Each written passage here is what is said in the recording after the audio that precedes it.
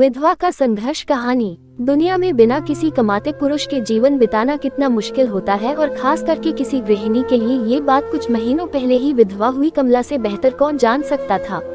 Car accident में पति की मृत्यु के बाद कमला पर तो जैसे दुखों का पहाड़ टूट पड़ा था। कमला को 2 बेटियां थी जिनका पालन पोषण और पढ़ाई की जिम्मेदारी अब पूरी तरह से उस पर आ चुकी थी। उसके पति की थोड़ी बहुत सेविंग्स थी जो कुछ ही महीनों में अब शून्य होने को आई थी। भगवान जैसे उसकी कड़ी परीक्षा लेने पर तुला था, क्योंकि ले देकर उसके पास एक ही कमाई का जरिया था जो थी उसकी गाय, पर अब वो भी बीमारी से मर चुकी थी।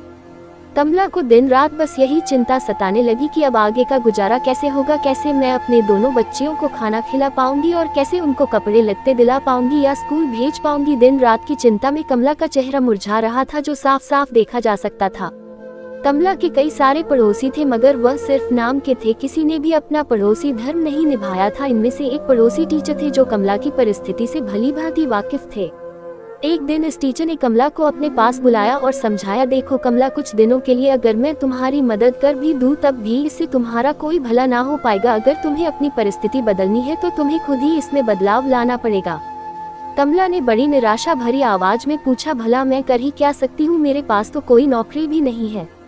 टीचर ने कहा, नहीं नहीं कमला, मैं तुम्हें नौकरी करने के लिए नहीं कह रहा हूँ। मैं जानता हूँ कि तुम कढ़ाई बुनाई का काम बहुत अच्छा करती हो, बस इस काम में अपना मन लगा दो। जितना ज्यादा कर पाओगी उतना यह काम करो। इसके अलावा तुम बाकी फालतू के खर्चे जैसे कि चाय का खर्चा कम कर दो।